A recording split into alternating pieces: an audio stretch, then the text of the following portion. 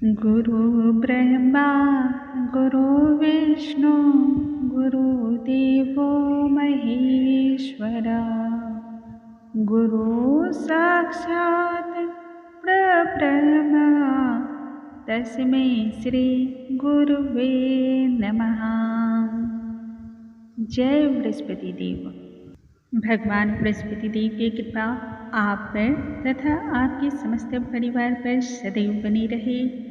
आपकी सभी दुख पीड़ाओं का नाश हो, समस्त प्रकार के सुख और समृद्धि की प्राप्ति हो, इस कामना को करते हुए आज की इस वीडियो में हम सुनेंगे बृहस्पतिवार की व्रत कथा।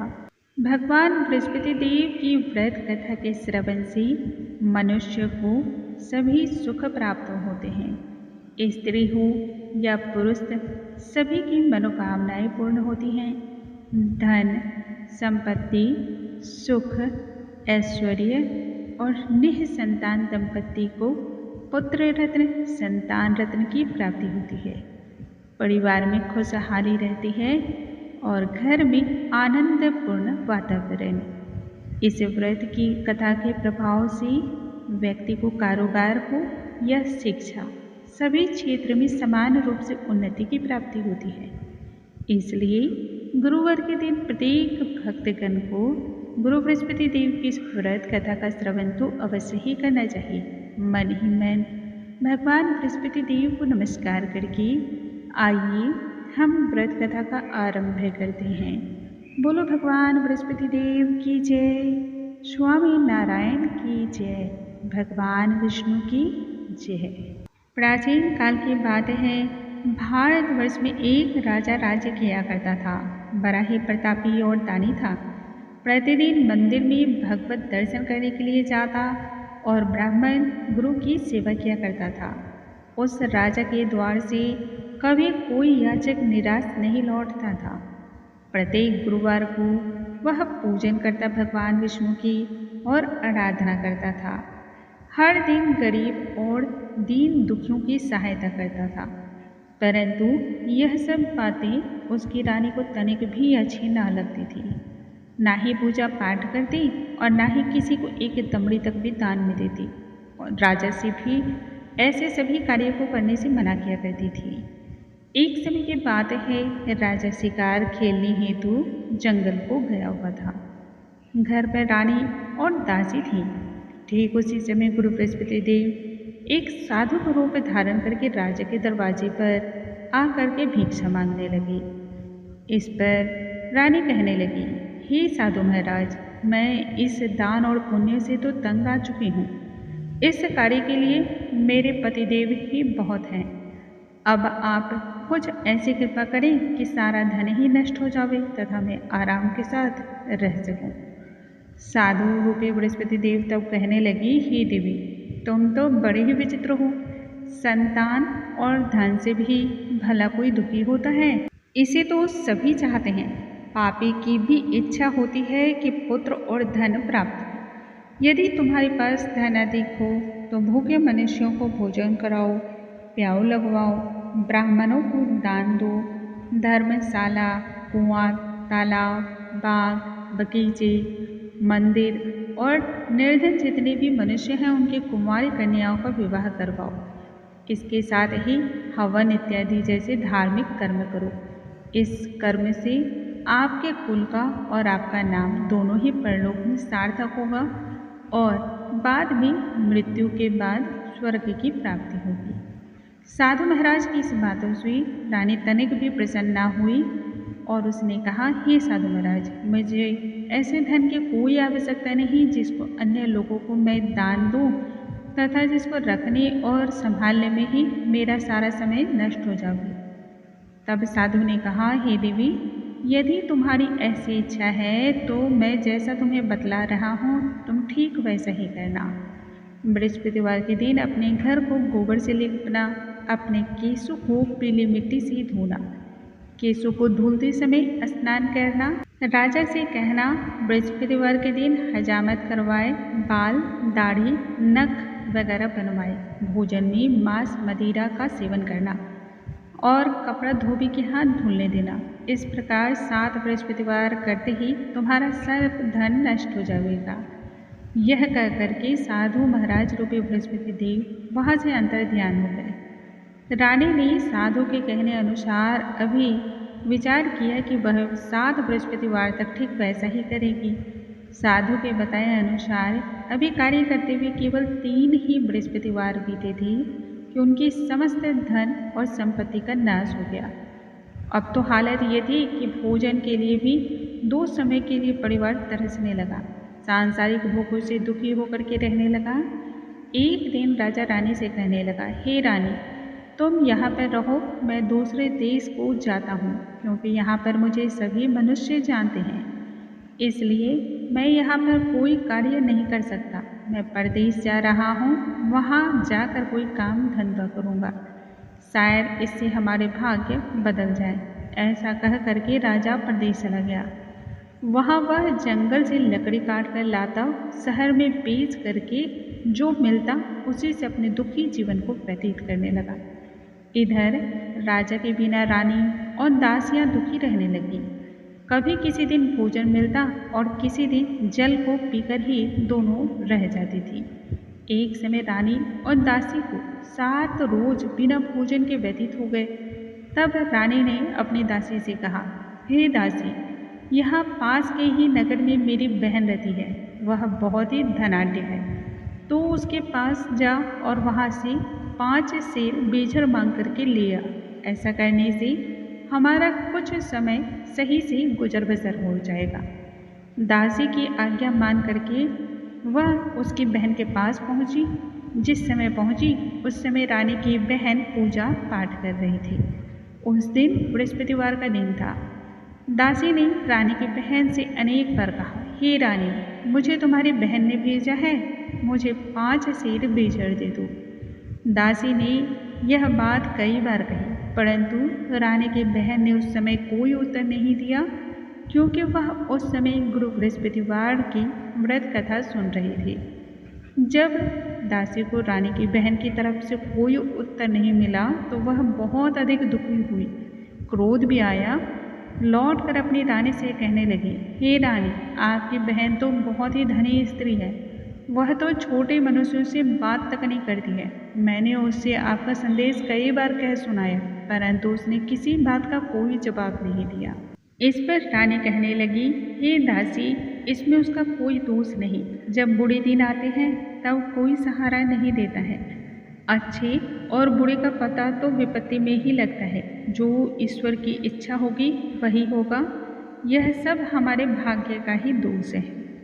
उधर रानी की बहन ने सोचा, मेरी बहन की दासी आई थी, परंतु मैं उससे किसी भी प्रकार से नहीं बात कर पाई।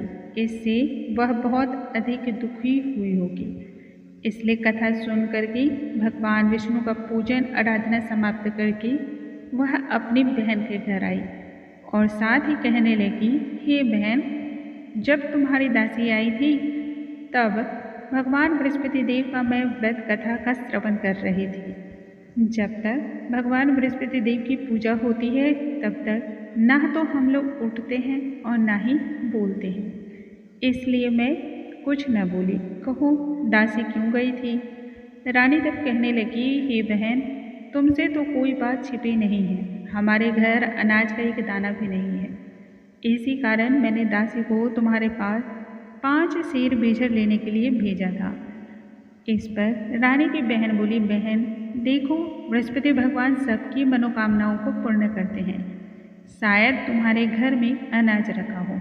यह सुन करके दासी घर के अंदर गई तो हैरान रह गई, क्योंकि वहाँ पर उसे एक घड़ा बेझर भरा हुआ मिल गया।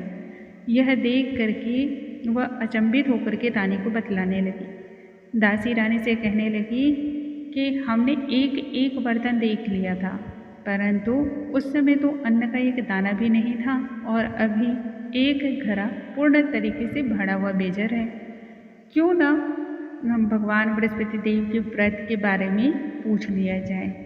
देखो, वैसे जब हमें अन्न नहीं मिलता तो हम तो रोज ही व्रत को करते हैं। यदि इनसे व्रत की विधि और कथा पूछ ली जाए तो हम भी इस व्रत को किया करेंगे। दासी के कहने पर रानी ने अपनी बहन से पूछा, बृहस्पतिवार व्रत का विधान क्या है? तब उसकी बहन ने बतलाया, हे रानी बहन, बृहस्पतिवार को सूर्य उदय से पूर्व उठ करके स्नान इत्यादि से निवृत्त होकर के भगवान बृहस्पति देव का व्रत करना चाहिए, लेकिन उस दिन सर को नहीं धोना चाहिए।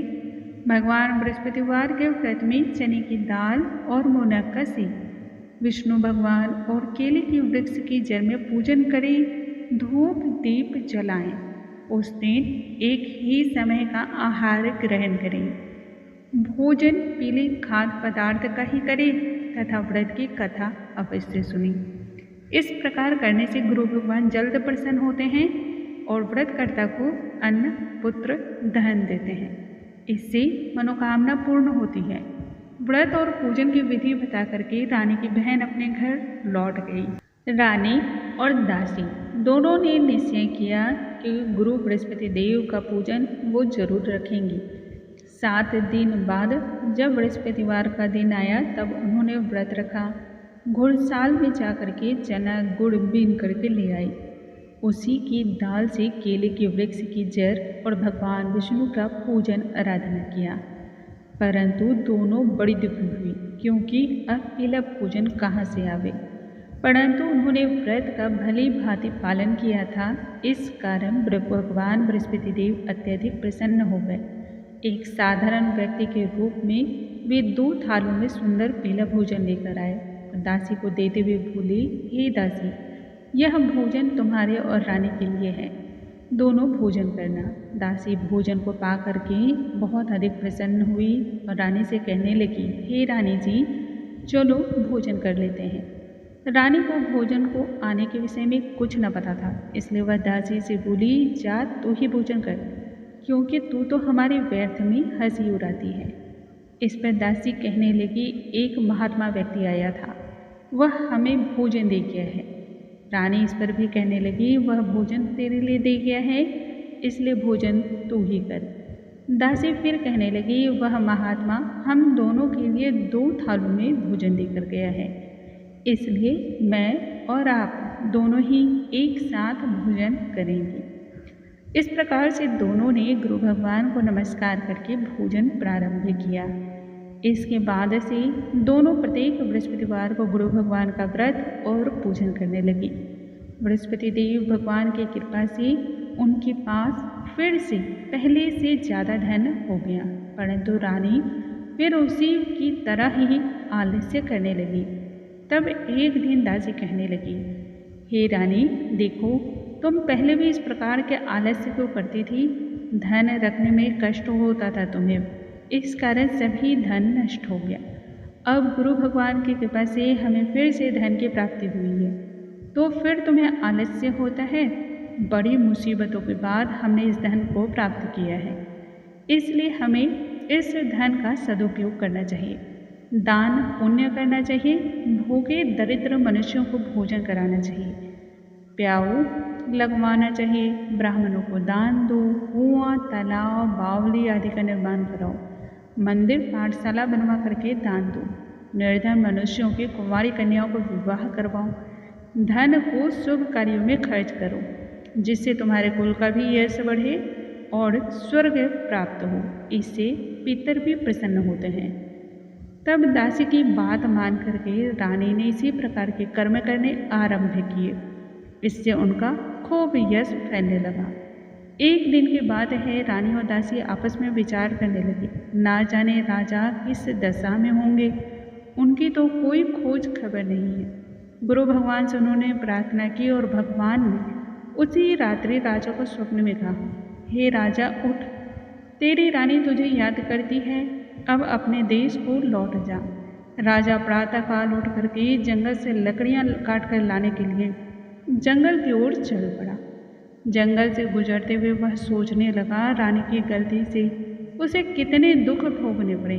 राजपाट छोड़ करके जंगल में आकर के उसे अपना दिन व्यतीत करना पड़ा। जंगल से लकड़ियां काटकर उन्हें बेच करके गुजारा करना पड़ा।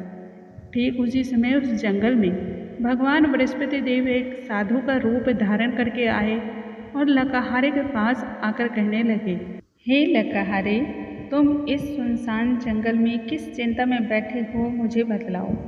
यह सुनते ही राजा के नेत्रों में जल भर आया। वह साधु की वंदना करके कहने लगा, हे प्रभु, आप तो अंतर्यामी हैं, अर्थात आपको तो सब कुछ पता है। इतना कह करके राजा ने साधु महात्मा को अपनी संपूर्ण कहानी सुना दी। महात्मा तो दयालु होते हैं। वे राजा से कहने लगी, हे राजा, तुम्हारी पत्नी ने बृहस्पति देव के प्रति अपराध किया था, इसी कारण तुम्हारी यह दशा हुई। परंतु अब तुम किसी भी प्रकार की चिंता मत करना, भगवान तुम्हें पहले से अधिक धन देंगे। देखो, तुम्हारी पत्नी ने बृहस्पतिवार का व्रत प्रारंभ कर दिया है। तुम्हें भी अब बृहस्पतिवार का व्रत करके चने की दाल, गुड़, मुनक्का, इन सभी को जल में डाल करके केले का पूजन करो और फिर कथा कहो और सुनो। इससे तुम्हारी सभी कामनाओं की पूर्ति होगी। साधु महाराज को प्रसन्न देकर के तब राजा कहने लगा, हे प्रभु, मुझे लकड़ी बेचकर इतना भी पैसा नहीं बचता जिससे पूजन करने के उपरांत मैं कुछ बचा सकूं। और फिर रात्रि में मैंने अपनी रानी को व्याकुल देखा है। मेरे पास ऐसा कोई साधन नहीं जिससे मैं समाचार भी जान सकूं। फिर मैं बृहस्पति देव की भला क्या कहानी कहूँ, मुझको तो वह भी मालूम नहीं है। साधु महाराज तब कहने लगे, हे राजा, तुम किसी बात की चिंता मत करो। बृहस्पतिवार के दिन तुम रोजाना की तरह लकड़ियाँ लेकर के शहर में जाओ। तुम्हें उस दिन रोज की अपेक्षा दुगनी धन की प्राप्ति होगी, जिससे भली भांति भोजन भी कर लोगे और बृहस्पति देव की पूजा का सामान भी आ जाएगा। और जहाँ तक कथा की बात है, तो कथा इस प्रकार से है। बोलो बृहस्पति देव की जय, भगवान विष्णु की जय। प्राचीन काल की बात है, एक निर्धन ब्राह्मण दंपति थे। ब्राह्मण अत्यधिक पूजा पाठ तथा उपासना करता था, परंतु उसकी स्त्री बहुत ही मलिनता के साथ रहती थी। ना तो ही वह पूजा पाठ करती, ना ही स्नान करती, ना ही ध्यान ही करती थी। उस ब्राह्मण दंपति की कोई भी संतान न थी। ब्राह्मण की स्त्री प्रातःकाल उठते ही सर्वप्रथम भोजन करती, बाद में किसी अन्य कार्य को करती थी। इससे ब्राह्मण देवता बहुत दुखी रहा करते थे। पत्नी को अनेक प्रकार से समझाया, किंतु उसका कोई परिणाम न निकला। भगवान की कृपा से ब्राह्मण की स्त्री को कन्या रूपी रत्न उत्पन्न हुई। वह कन्या अपने पिता के घर में चंद्रमा की भांति बड़ी होने लगी। वह बालिका प्रातः काल स्नान करके भगवान विष्णु का जप करती। बचपन से ही बृहस्पतिवार का व्रत रखने लगी। पूजा पाठ समाप्त करके जब पाठशाला जाती तो मुट्ठी में जौ भर के ले जाती। पाठशाला जाने के मार्ग में उन जौओं को वह डालती भी जाती। जब लौटती थी पाठशाला से, तब वे जौ स्वर्ण के हो जाते, उनको बीन करके घर ले आती थी। एक दिन वह बालिका सूप में उन सोने के जौ को फटककर साफ कर रही थी कि तभी उसकी माँ ने देखते हुए कहा, हे बेटी, सोने की जौ को फटकने के लिए सोने का सूप होना चाहिए। दूसरे दिन गुरुवार था।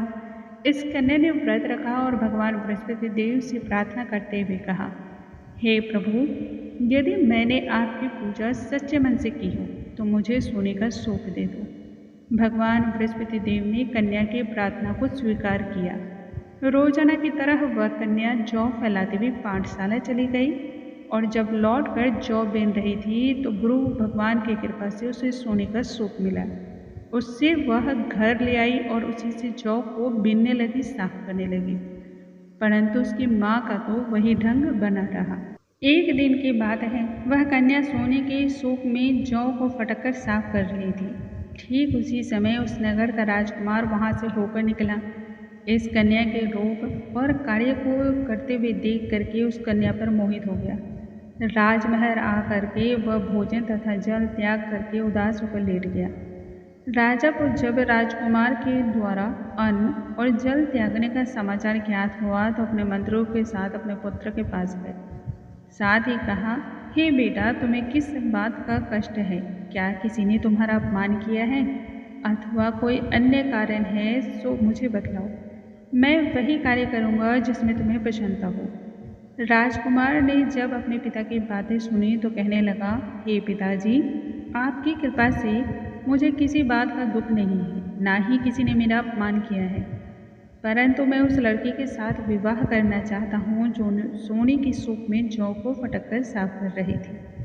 यह सुनते ही राजा आश्चर्य में पड़ गया और बोला, हे बेटा, इस तरह की कन्या का पता तुम ही लगाओ, मैं उसके साथ तुम्हारा विवाह अवश्य ही करवा दूंगा।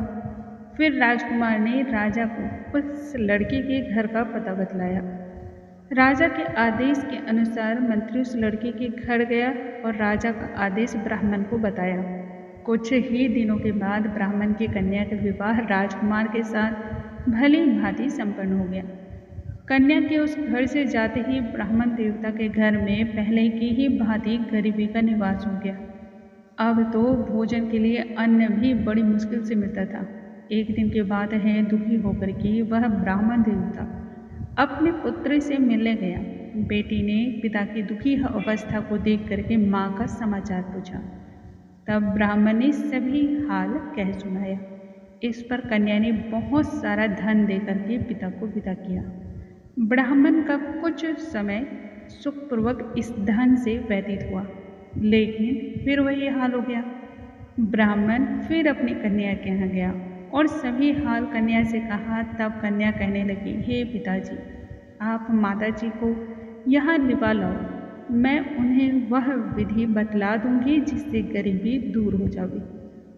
ब्राह्मण देवता स्त्री को साथ लेकर के तब पुत्री के पास राजमहल जा पहुँचे तो पुत्री अपनी माँ को समझाने लगी, हे माँ, तुम प्रातः काल उठ करके सर्वप्रथम स्नान आदि करके भगवान विष्णु का पूजन करो। ऐसा करने से दरिद्रता सदैव के लिए दूर हो जाएगी। परंतु उसकी माँ ने एक भी बात पर मान न रखते हुए प्रातःकाल उठते ही पुत्री का बचा जूठन खा लिया। एक दिन पुत्री को अत्यधिक क्रोध आया। उसने रात्रि को एक कोठरी से सारा सामान निकाल दिया और उस कोठरी में अपनी माँ को बंद कर दिया। प्रातःकाल उस कोठरी से अपनी माँ को निकाल करके स्नान आदि करा के पूजा पाठ करवाया। ऐसा करने से माँ की बुद्धि ठीक हो गई। इसके बाद वह नियम से पूजा पाठ आराधना करती, भगवान बृहस्पति देव का व्रत रखती। इस व्रत के प्रभाव से माँ भी बहुत धनवान हो गई और भगवान बृहस्पति देवता के प्रभाव से अंत समय को भोग करके स्वर्ग को प्राप्त हुई। यह ब्राह्मण भी सुखपूर्वक इस लोक के सभी सुखों को भोगते हुए फिर स्वर्ग को प्राप्त हुआ। इस तरह की कहानी कहकर साधु देवता वहाँ से अंतर्ध्यान हो गए। धीरे धीरे समय व्यतीत होने लगा और फिर बृहस्पतिवार का दिन आया। राजा जंगल से लकड़ी काट कर किसी अन्य शहर में बेचने उस दिन गया। उसे उस दिन अन्य दिनों से अधिक धन की प्राप्ति हुई, जिससे चना गुड़ आदि ला करके भगवान बृहस्पतिवार का व्रत किया। उस दिन से उसकी संपूर्ण क्लेश और पीड़ा दूर हो गए। परंतु जब अगला गुरुवार का दिन आया तो वह भगवान बृहस्पतिवार का व्रत करना ही भूल गया। इससे भगवान बृहस्पति देव नाराज हुए। उस दिन नगर के राजा ने विशाल यज्ञ का आयोजन किया था तथा अपने समस्त राज्य में यह घोषणा करवा दी थी कि कोई भी मनुष्य अपने घर ना तो भोजन बनावे ना ही आग जलावे। समस्त लोग मेरे यहाँ भोजन करने आवे। जो इस आज्ञा को ना मानेगा उसको फांसी की सजा दी जाएगी। राजा के आज्ञा अनुसार राज्य के सभी वासी राजा के भोज में सम्मिलित हुए, लेकिन लकहारा कुछ देर से पहुंचा, इसलिए राजा उसको अपने साथ महल ले गए। जब राजा लकहारे को भोजन करा रहे थे तभी रानी की दृष्टि वहाँ पर पड़ी एक खूंटी पर पड़ी, जिस पर उसका हार सोने का लटका हुआ था। उसे हार खूंटी पर लटका दिखाई नहीं दिया। रानी ने मन ही मन निश्चय किया कि मेरा हार इसी लकहारे ने चुरा लिया है, और उसने सैनिकों को बुलवा करके राजा को जेल खाने में डालवा दिया। जब लकहारा जेल खाने में पड़ गया तो दुखी होकर के विचार करने लगा, ना जाने कौन से पूर्व जन्म के कर्म से मुझे यह दुख की प्राप्ति हुई है, और उसी साधु को याद करने लगा जो उसे जंगल में मिला था। तत्काल ही भगवान बृहस्पति देव साधु के रूप में प्रकट होकर के उसकी दशा को देखकर कहने लगे, अरे मूर्ख, तूने भगवान बृहस्पति देवता की व्रत कथा नहीं कही, इसी कारण तुझे दुख की प्राप्ति हुई है। अब चिंता मत कर, बृहस्पतिवार के दिन जेल खाने के दरवाजे पर 4 पैसे पड़े मिलेंगे, उससे तू बृहस्पति देव की पूजा करना तो तेरे सभी कष्ट दूर हो जाएंगे। अगले बृहस्पतिवार उसे जेल के द्वार पर 4 पैसे पड़े मिले। राजा ने तब पूजा का सामान मंगवा करके कथा कही और प्रसाद का वितरण किया। उसी रात्रि को बृहस्पति देव ने उस नगर के राजा को स्वप्न में आदेश दिया, हे राजा, तूने जिस आदमी को जेल खाने में बंद कर दिया है वह निर्दोष है, वह राजा है, उसे छोड़ देना। रानी का हार उसी खूंटे पर लटका हुआ है। यदि तू ऐसा नहीं करेगा तो मैं तेरे राज्य को नष्ट कर दूंगा। जब राजा प्रातःकाल उठा तब देखा कि खूंटे पर हार टंगा हुआ है। यह देख करके लकहारे को बुला करके क्षमा मांगी तथा राजा के योग्य वस्त्र आभूषण भेंट करके बहुत सारा धन दे करके उसे विदा किया। गुरुदेव की आज्ञा के अनुसार राजा अपने नगर की ओर चल पड़ा। राजा जब नगर के निकट पहुंचा तो उसे बहुत अधिक आश्चर्य हुआ। नगर में पहले से अधिक बाग, तालाब, कुएं तथा बहुत सारे धर्मशाला, मंदिर इत्यादि बने हुए थे। राजा पूछने लगा कि यह किसका बाग और धर्मशाला है। तब नगरी के सभी लोग कहने लगे, यह सब रानी और दासी के द्वारा बनवाए गए हैं। यह जान करके राजा को अत्यधिक आश्चर्य हुआ और गुस्सा भी आया। जब रानी ने खबर सुनी कि राजा आ रहे हैं तब उसने अपनी दासी से कहा, हे दासी, देख राजा हमको कितनी बुरी स्थिति में छोड़ गए थे। वह हमारी ऐसी हालत देखकर लौट न जाए, इसलिए तो दरवाजे पर खड़ी हो जा।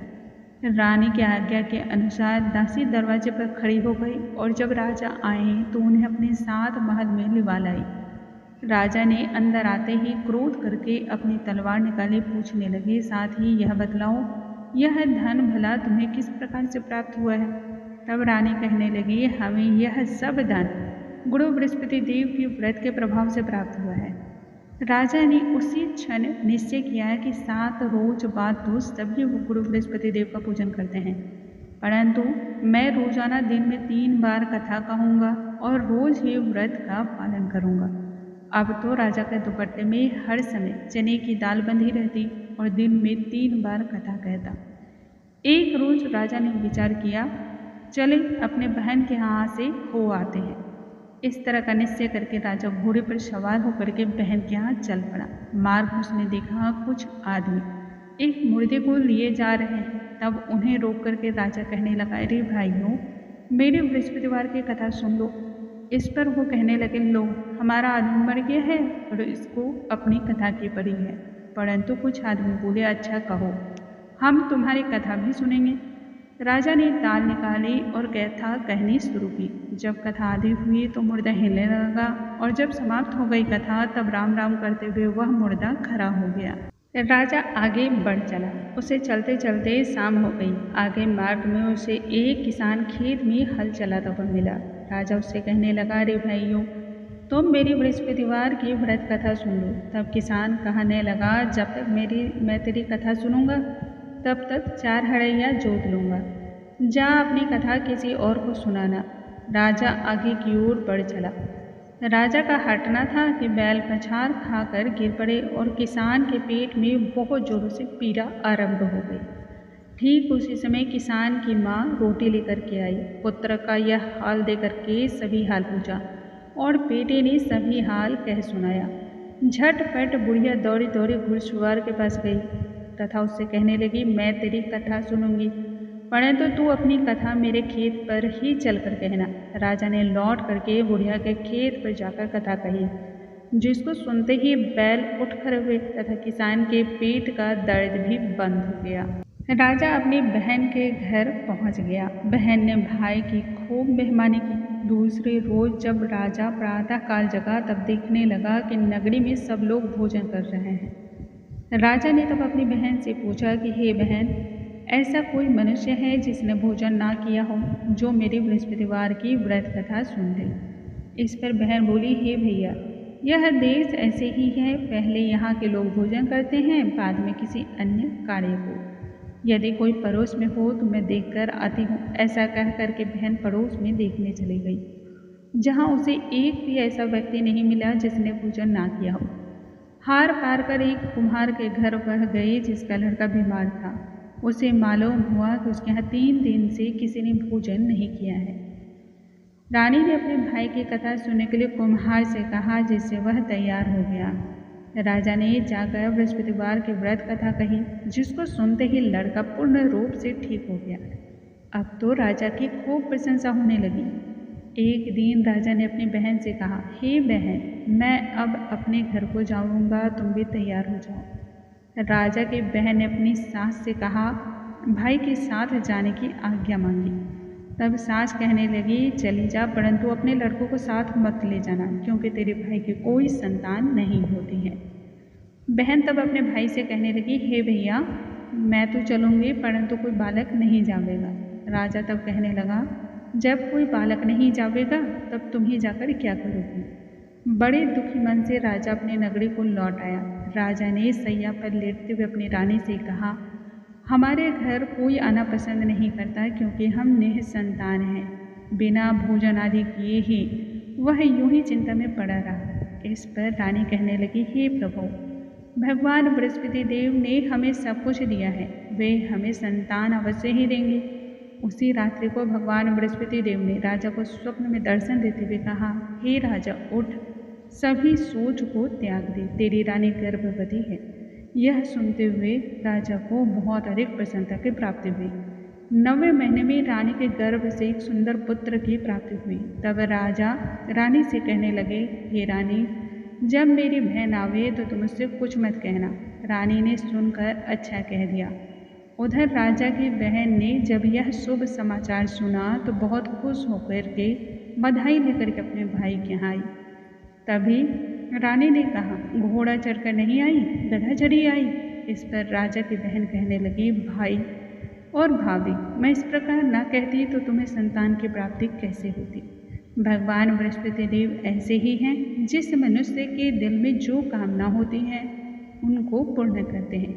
जो सद्भावना पूर्वक भगवान बृहस्पतिवार का व्रत करता है, उनकी कथा को पढ़ता है अथवा सुनता है या दूसरों को सुनाता है, भगवान बृहस्पति देव उनकी सभी मनोकामनाओं को पूर्ण करते हैं।